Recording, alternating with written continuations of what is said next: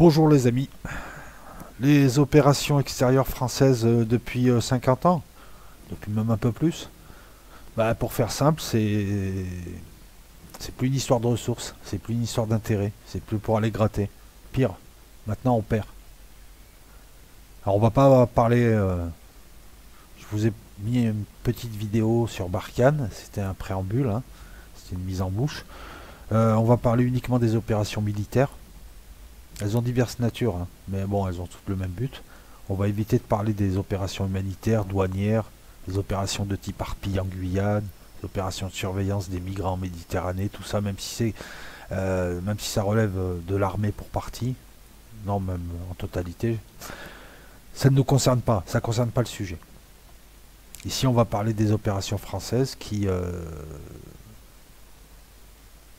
bah voilà, donc pour faire simple, c'est une histoire de on joue, on perd. À chaque fois qu'on joue, on perd. Perte de terrain partout, ce qui faisait le précaré de la France. Précaré qui était le successeur de son empire colonial, hein, parce que De Gaulle, contrairement à ce qu'on dit, a su décoloniser de manière habile. Hein. Il s'est retiré pour mieux revenir en plaçant des PDG sur des États faibles et croupions. Alors pas partout, hein. Ça a résisté. L'Algérie n'est pas tombée dans le piège, la Guinée non plus. Ce qui s'appelait l'Indochine, qui est devenu le Vietnam pour partie non plus, mais il y a des pays qui sont restés sous cette domination, petits pays. Et donc il y avait des opérations extérieures, il y avait même des points d'appui, là-bas il y avait des bases, il y avait une présence française plus importante que maintenant. Et on va voir que ça ne fait pas l'affaire non plus des opérations extérieures actuelles. Les années 60, les années 70, c'était simple, hein, c'était des opérations faciles en Afrique. Hein. Il n'y avait quasiment pas d'opposition. Hein. T'envoyais une compagnie, tu prenais un pays. Hein. C'était dans le cadre d'accords bilatéraux plus ou moins imposés par la France, mais enfin bon, on place un protégé de la France. Souvent à côté, il y a des industriels et il y a Jacques Foccart. Il y a Total, enfin, ou Elf, ou ce que tu veux.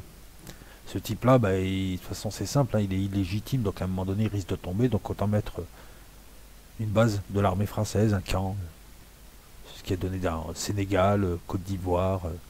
Il y a toujours une présence française, Centrafrique, pendant très longtemps. Et ailleurs, j'en oublie. Djibouti maintenant encore.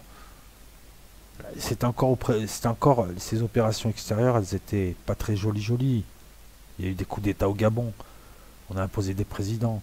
Il y a eu un coup d'État, l'opération Taco en Centrafrique, pareil, pour virer, comment il s'appelle ah, euh, il s'était fait nommer Bokassa, il s'était fait nommer empereur, le mec en plus. Voilà.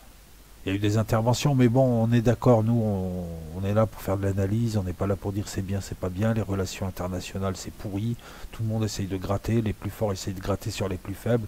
Dans ces affaires-là, en plus, tout le monde a gagné. Hein. Il y a eu quand même une stabilité qui a été apportée, il y a eu un tas de choses. Hein.